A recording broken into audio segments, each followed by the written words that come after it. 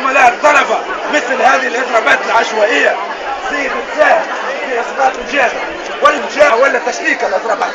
هو أرقى شكل مش كان النضال الصهيوني نعمل إضراب عام من أجل مطالب طلابية حقيقية تأخذ ثلاث من أجل مطالب وأن فيها إضافية نتعسف الجامعية الإضراب يكون نابع للطلبة العام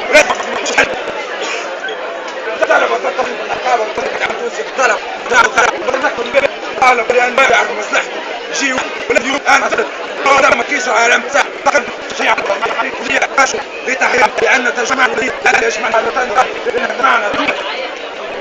حولها وحول المطالب الحقيقية التي للشعب وللطلبة، وهي مطالب العدالة الاجتماعية والمطالبة بالحرية والمطالبة بتشغيل البطالة والمطالبة بحق الزوالي والفلاح والعامل والعاطل عن العمل. زملاء الطلبة أعود وأقول أن الاتحاد العام التونسي للطلبة ليس ضد الإضراب كمبدأ، ولكنه ضد الإضراب كشكل، ولكنه ضد فرض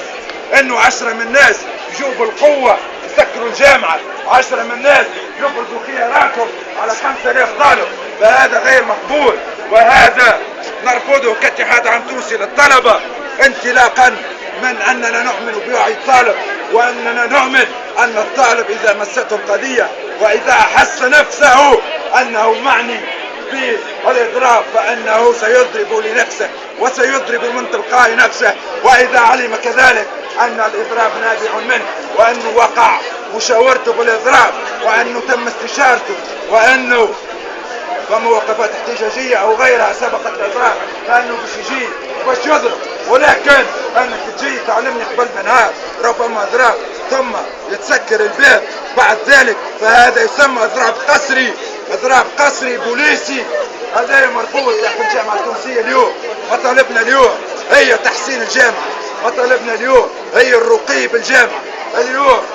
هي تحسين المنظومة التعليمية، مطالبنا اليوم ما هي السياسية. احنا الحكومة هذه والحكومة اللي قبلها والحكومة اللي بعدها ماهيش باش تعطينا حقوقنا اذا كان احنا مش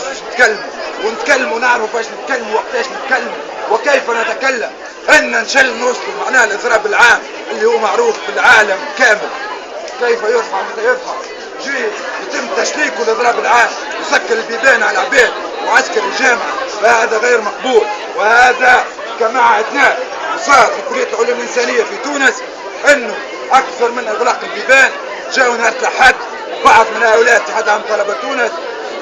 خرجوا الكراسي، خرجوا الطواوة بتواطؤ من إدارة ابن شرف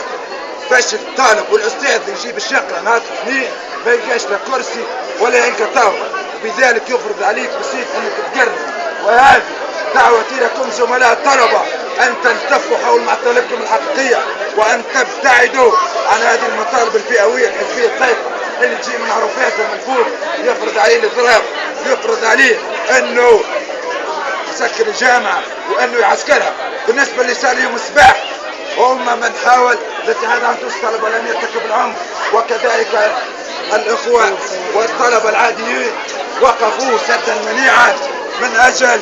منع هذه الممارسة.